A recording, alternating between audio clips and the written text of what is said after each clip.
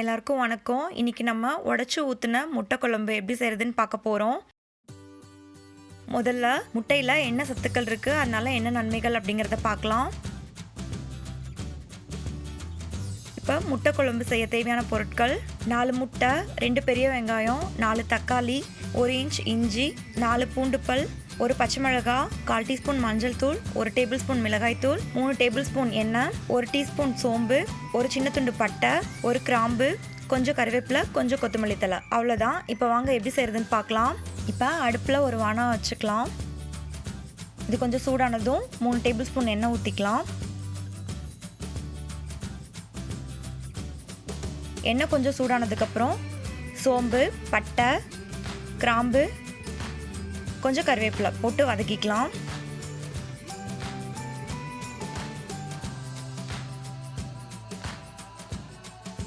இப்போ இஞ்சி, பூண்டு, பச்சை மிளகாய் இந்த மூணையுமே அரைச்சி வச்சுருக்கேன். இதை எண்ணெயில் போட்டு நல்லா வதக்கிக்கலாம். அடுப்பை மீடியம் ஹீட்டில் வச்சுக்கோங்க, இல்லைன்னா அடி பிடிச்சிக்கும்.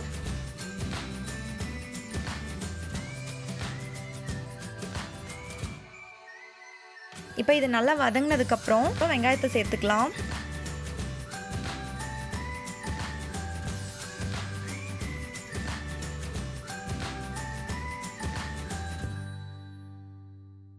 கொஞ்சம் உப்பு போட்டு நல்லா வெங்காயம் வதங்கட்டும்.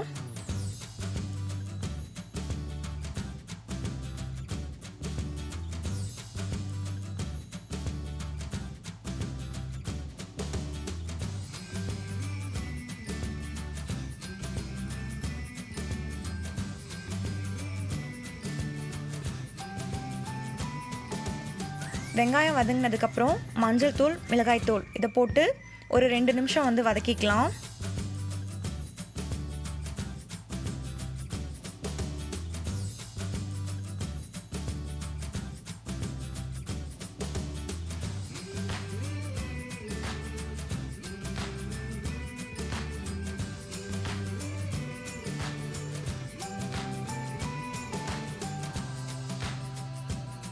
நாலு தக்காளியை மிக்ஸி ஜாரில் போட்டு அரைச்சி வச்சுருக்கேன், அதை சேர்த்துக்கலாம். இதில் தக்காளி பெரிய சைஸாக இருந்தால் 3 எடுத்துக்கோங்க, சின்னதாக இருந்ததுன்னா ஒரு 4 எடுத்துக்கோங்க.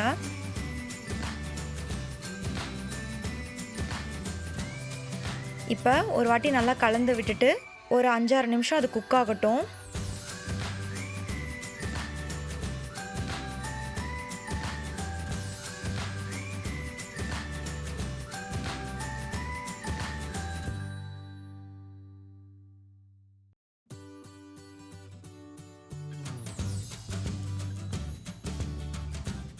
இப்போ இதுவும் நல்லா வதங்கிடுச்சு.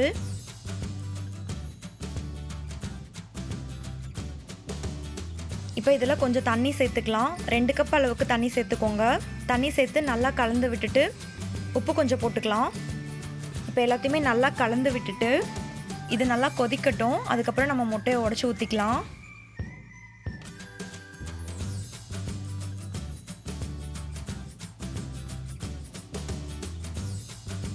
இப்போ இது ஒரு 5 நிமிஷம் கொதிச்சிருச்சு. இப்போ நம்ம முட்டையை ஒன்றொன்னா உடைச்சி ஊற்றிக்கலாம்.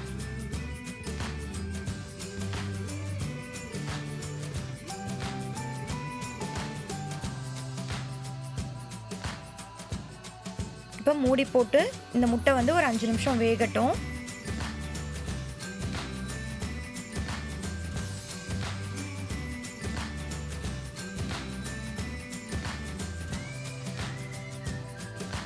இப்போ 5 நிமிஷம் வெந்ததுக்கப்புறம் முட்டையோட இன்னொரு சைடையும் திருப்பி போட்டு ஒரு 5 நிமிஷம் திரும்பவும் வேகட்டும்.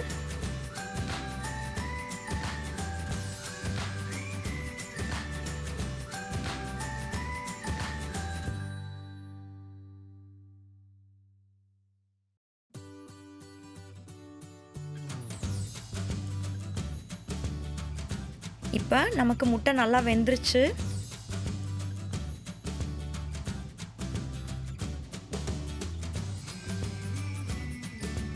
இப்போ கொஞ்சம் கொத்தமல்லி தழை ஆட் பண்ணிவிட்டு ஸ்டவ் ஆஃப் பண்ணிட வேண்டியது தான். இப்போ நமக்கு சூப்பராக முட்டை குழம்பு ரெடி ஆயிடுச்சு. இந்த ரெசிபி உங்களுக்கு பிடிச்சிருந்ததுன்னா நீங்களும் இதே மாதிரி வீட்டில் ட்ரை பண்ணி பாருங்கள். இந்த வீடியோ உங்களுக்கு பிடிச்சிருந்ததுன்னா லைக் பண்ணுங்க, ஷேர் பண்ணுங்க, மறக்காம சப்ஸ்கிரைப் பண்ணுங்க. Thank you. Bye bye.